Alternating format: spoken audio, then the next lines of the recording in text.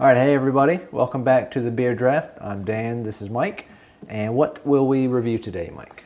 This week we're going to try something from the Great Divide Brewing Company out in Colorado, Denver, Colorado, and this is their Yeti Imperial Stout. Yes, another stout. Another stout. Love the stouts. And you know, I'm not the hugest stout fan, but this one I like a lot. It's got a really good flavor to it, and actually recently visited the brewery, and they were doing some different variations on this Yeti. They had an oak stout, and then they also had a chocolate version of the Yeti. Cool. So yeah, it was really, really unique. So why don't you go ahead and crack that open, and we'll get drinking on it.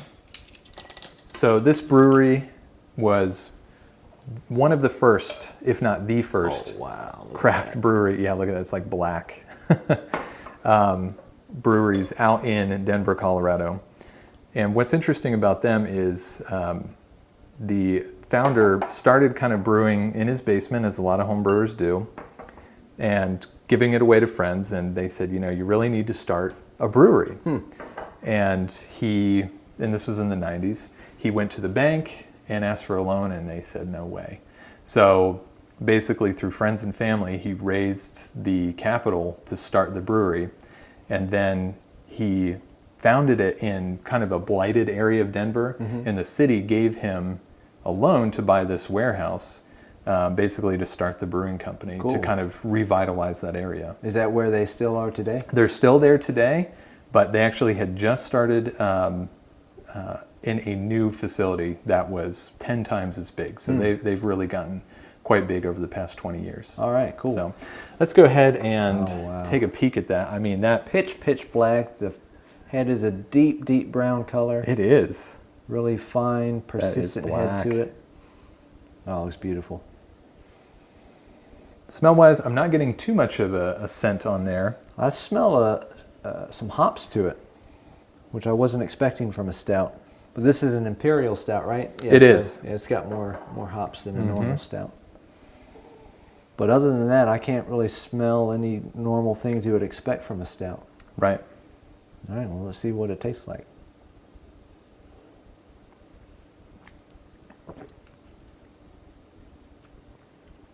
All right.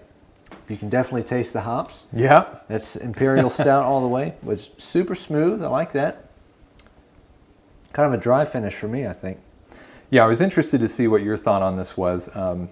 I like it because of the hop flavor. You're definitely getting kind of that acidity of the hops there in the finish.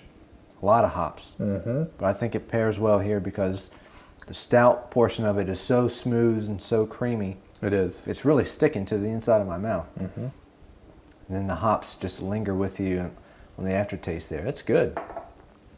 So, like I said, I was at the brewery, got a chance to tour it, and I'll make sure to put some pictures inside of this video so that you can see the facility.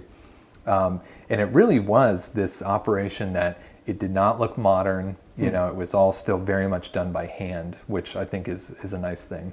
So it wasn't mechanized yet, not like the bottles going along on the I mean, they had a bottling system, but they still had to do a lot of stuff by hand on this bottling system. And what was interesting was they were repairing the bottling system while we were there. And they're like, yeah, this thing goes down every couple of weeks or whatever.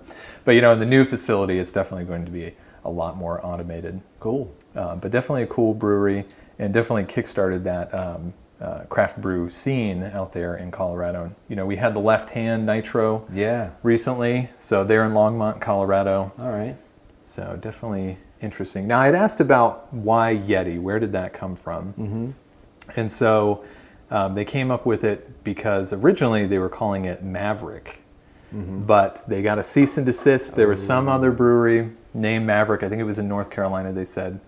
So they went with Yeti. Now, what's interesting is you think about the Sasquatch, right? The lore behind that.